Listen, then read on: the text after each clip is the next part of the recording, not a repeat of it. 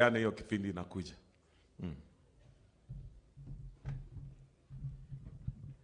Asante sana Rais wa Jamhuri ya Kenya, viongozi wote ambao wako hapa. Kwanza rais, ni kusema tu hawa watu wa Busia ni watu wazuri sana. Hawa ndio watu ambao wakati ya maandamano walikataa mambo ya maandamano kabisa, wakaendelea na biashara yao. These are good people, rais.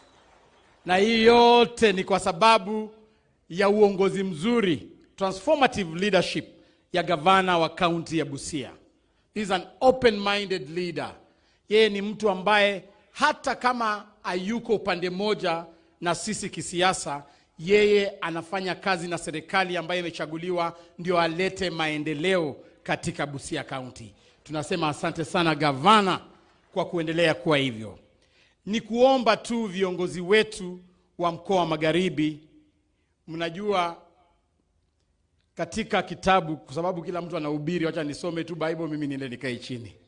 Katika kitabu cha Genesis chapter 7 verse 1 to 5, Mwenyezi Mungu aliambia Noah kwamba yeye anatengeneza safina, kwamba mafuriko inakuja, watu waingie kwa safina ndio wasiwawe na mafuriko, na akaambia watu waanze kuingia.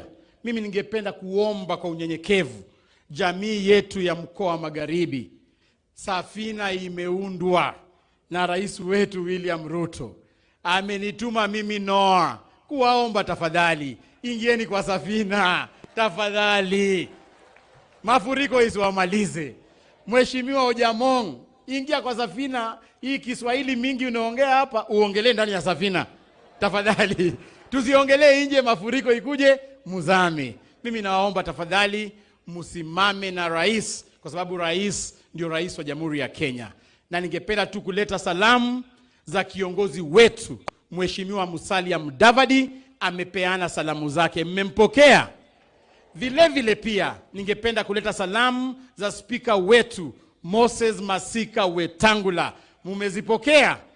Asanteni na Mwenyezi Mungu awabariki. Asante. Leo Malala umekuwa mfupi.